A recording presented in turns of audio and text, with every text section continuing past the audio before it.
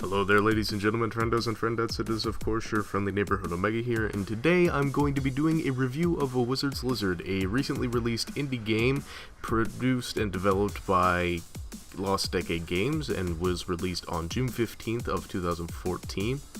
This game is a roguelite game which plays very similarly to The Binding of Isaac if you've ever played it. It is a 2D top-down isometric view where you have a character, in this case a very interesting pixel character, and you move through different dungeon levels, killing enemies, picking up loot, interacting with NPCs, completing quests, and moving on to different areas.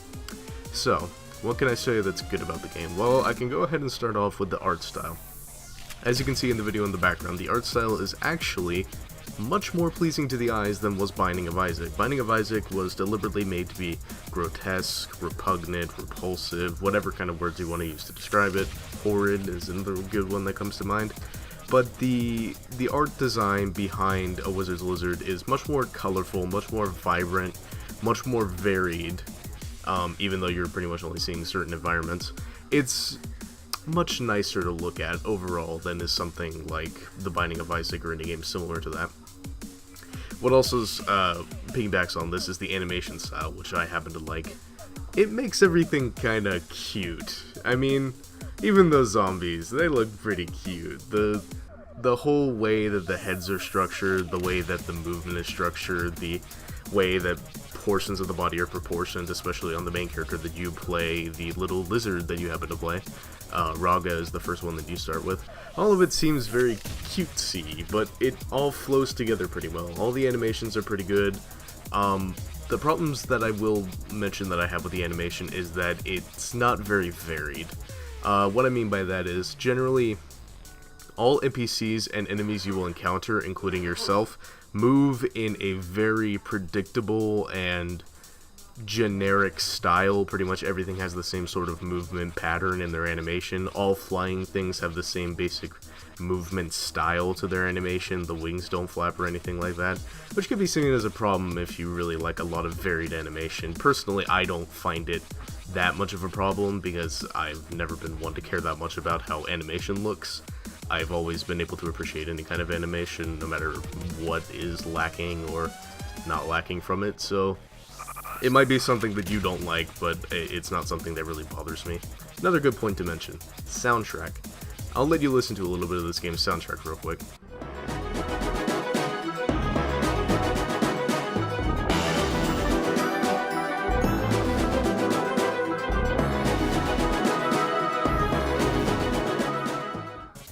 It's a very odd soundtrack. It's kind of hard to place what it sounds like, but to me, it sounds very reminiscent of very old game, Mario and Zelda games, but it's as if they took the 16 or 18 or 8-bit tracks and they brought them up to date and removed all of the pixelation to them. They sound very reminiscent of old games like that, which I love because I love old soundtracks from, say, like, Oracle of Seasons or anything from the early Mario games. That's what this game sounds remind me of. What I will say about the sound design, kind of as a negative to it, is the fact that, in a way, it's not always fitting. Let me put it this way. Binding of Isaac's soundtrack, and I'm drawing comparisons to Binding of Isaac, as Binding of Isaac is the most similar game I can think of to this game. Binding of Isaac's sound design was usually pretty dreary, ominous, eerie. It didn't really ever change from that because most of the environments reflected the music, and in turn the music reflected the environments.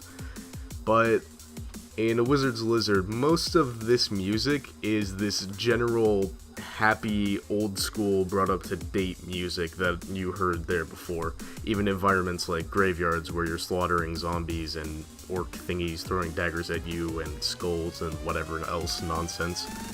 It just seems like the music doesn't really fit the situation. It's a little bit too happy, a little bit too upbeat for what's going on in the environments, but that's just me personally. Maybe you just like having happy music all the time and would prefer this just play throughout the entire game so you don't have to listen to decrepit music droning on in the background.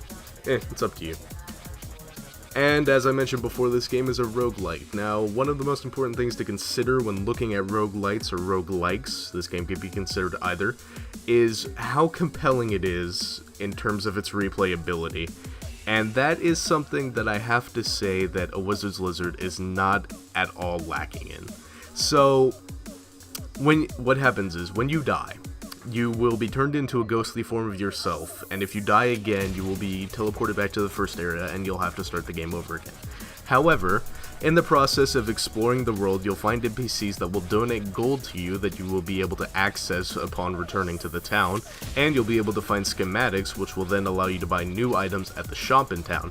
So, even if you suck, like I do, and you continue to die repeatedly, you'll be able to come back to town a little bit stronger almost every time, and then go back out there and try to make a little bit more progress, get a little bit more money, and then come back, die again, probably. It's pretty inevitable. Make more progress, make more progress. It is very compelling. And I haven't beaten it.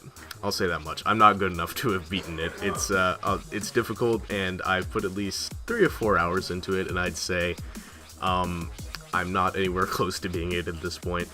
I've never been good at roguelites, and, I'm not very good at the combat system itself either. But, that doesn't mean that it's incredibly difficult or unfair or anything of that nature. The game is incredibly fair. You will be warned of pretty much everything that's going to go on.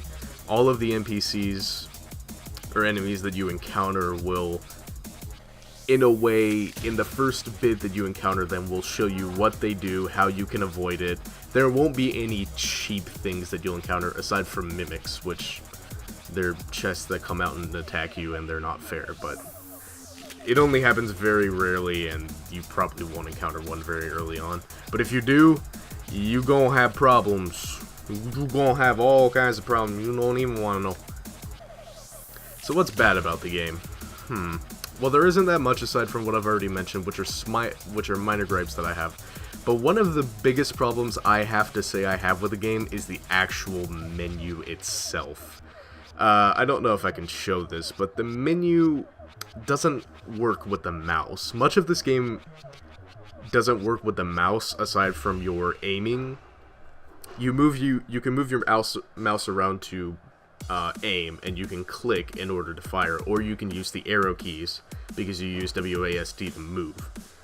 But that mouse control is not present in any of the menus, and as a result, you have to use the arrow keys to fiddle around with the menus, and it feels very janky when you have to do that. I've never personally liked any game which made me have to use the arrow keys to navigate through its menus, or WASD to navigate through its windows. I've always found it incredibly clunky and needless when you can just snap to different options using the mouse. That's why the mouse is there. It's a much faster method of doing this.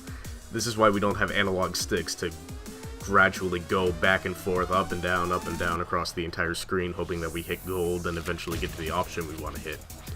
But aside from mechanics in the options menu, the other problem I have to say is, and this is a glaring problem, there are no proper resolution options. You have a full screen option, and that's about it.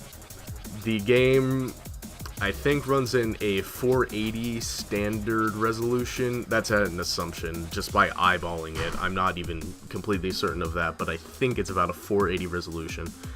And at full screen, I don't even know. Let me put it this way. DxTory isn't even registering what resolution it's in, and because it's not telling me what resolution it's in, I have absolutely no idea.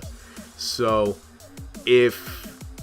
personally, I have a problem with that because I like to be able to alter my game's resolution to accommodate for certain things, especially for recording. That's why the footage in the background is not from me. I couldn't get DxTory configured to record properly, so I'm having to borrow someone else's footage. Thank you in advance to the person. But because of this, it really limits what you can do with the game a little bit, and I'm kind of disappointed that it's there. Why it's there, I have to assume is probably something to do with graphical limitations of the game itself, because the game isn't a very complex thing, and you can really bump it up to individual resolutions and see a lot of difference from it. I don't think the game is pretty basic, and in that right, there's not a lot to change with resolution, so that's probably why there isn't a resolution slider or at least different options. But that doesn't detract from the fact that this is a glaring problem, especially on a PC release from an indie studio. But that's pretty much the only problem I can find with it. The game itself is pretty fun, I have to say. If roguelites are your thing, this is probably one of the better ones you'll find. If Binding of Isaac drew you in and had you playing over and over again, you will play this game for as many episodes as Northern Lion did in his, and continues to do in his Let's Play of Binding of Isaac. It's very compelling. There are multiple characters to unlock, so there's plenty of replayability. And there is a lot to see. The dungeons are all randomly generated, and there's tons of items to collect, which you can then go and view in the museum that you have access to, and which will allow you to identify those items so you know what they do in the future, because... Oh, I should probably mention, this is another problem. I just realized this in talking about it. The items, when you find them, and this is probably, actually, I'm certain of this. This is a deliberate design feature. I don't like it personally. This is a little bit of my bias sneaking in. When you pick up new items, the items do not immediately tell you what they do. So if you see an item on the ground, it's not going to identify that this offers this bonus and has this effect. You have to pick it up in order to see what it does.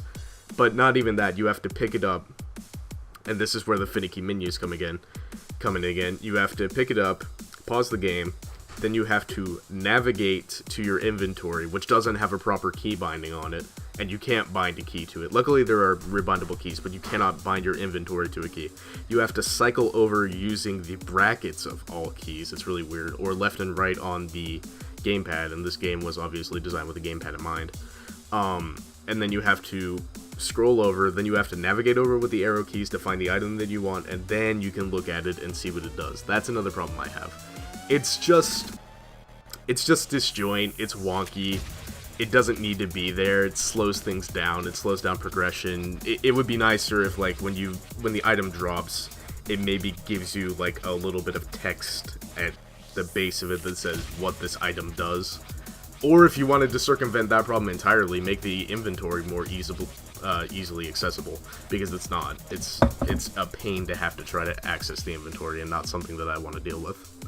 Other than that, that's pretty much all I gotta say. So make your own judgment. If you like roguelites, pick it up. If you don't pick it up. My name is Ben Omega. I'll see you next time.